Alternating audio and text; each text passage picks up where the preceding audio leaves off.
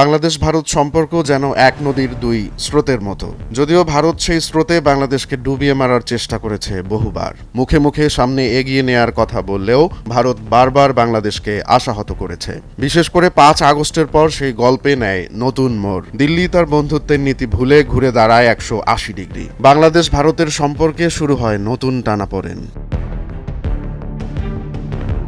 10 December বিকেলে ঢাকায় বাংলাদেশের পররাষ্ট্র উপদেষ্টা মোহাম্মদ তৌহিদ হোসেনের সঙ্গে সৌজন্য সাক্ষাৎ শেষে ভারতের পররাষ্ট্র সচিব বিক্রম মিস্ত্রি দিল্লির নতুন দৃষ্টিভঙ্গির কথা তুলে ধরেন। তিনি বলেন, ভারতের লক্ষ্য একটাই, বাংলাদেশের সঙ্গে ইতিবাচক ও গঠনমূলক সম্পর্ক তৈরি করা।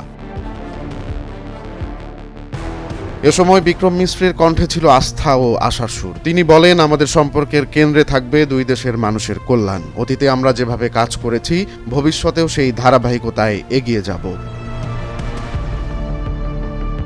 বাংলাদেশে সাম্প্রতিক সময়ে ঘটে যাওয়া কিছু দুঃখজনক ঘটনাও আলোচনায় উঠে এসেছে। সংখ্যালঘুদের নিরাপত্তা, সাংস্কৃতিক ও কূটনৈতিক স্থাপনার উপর হামলার প্রসঙ্গে বিক্রম মিস্ত্রি বলেন, এই ঘটনাগুলো নিয়ে আমরা গঠনমূলক দৃষ্টিভঙ্গি পোষণ করে এগিয়ে যেতে চাই।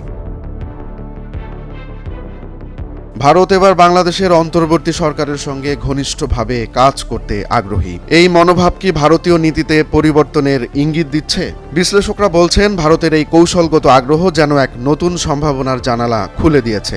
পররাষ্ট্র সচিব মোহাম্মদ জসিম-উদ্দিনের সঙ্গে বৈঠকে অংশ নিতে ঢাকায় আসেন বিক্রম মিস্ত্রি। বৈঠকে উঠে আসে বিভিন্ন উন্নয়ন প্রকল্প, বাণিজ্য, বিদ্যুৎ ও জ্বালানি খাতে সহযোগিতার বিষয়। এ সময় বিক্রম বলেন, বাংলাদেশের মাটিতে যে উন্নয়ন প্রকল্পগুলো চলছে, সেগুলোই আমাদের সম্পর্কের ইতিবাচক দিকের প্রতিফলন। ভারতের এই কৌশলগত সম্পর্ক কি কেবল বন্ধুত্বের বার্তা, নাকি কূটনৈতিক সমীকরণে কোনো পরিবর্তনের সূচনা? বিক্রমের কথায় স্পষ্ট, ভারত এবার শুধু বন্ধুত্ব নয়, বরং সমতার ভিত্তিতে একটি টেকসই সম্পর্কের স্বপ্ন দেখছে। ঢাকায় এই সফর ছিল বিক্রম মিস্ত্রির জন্য বড় একটি পরীক্ষা। তিনি সেই পরীক্ষায় কিভাবে সফল হবেন তা দেখার অপেক্ষায় বাংলাদেশ।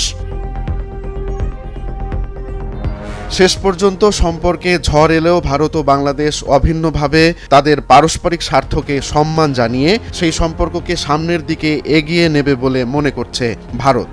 সেই লক্ষ্যেই কি দিল্লির নতুন বার্তা? দুই দেশের সম্পর্কের এই নতুন মোড় কি সত্যি পরিবর্তনের বার্তা দিচ্ছে, নাকি এটি কেবলই কূটনৈতিক মেরুকরণের নতুন কোনো কূটচাল? আপাতত সেটি ভাবছে বাংলাদেশের নীতি নির্ধারকরা। রোমান্স তালুকদার, নয়া দিগন্ত।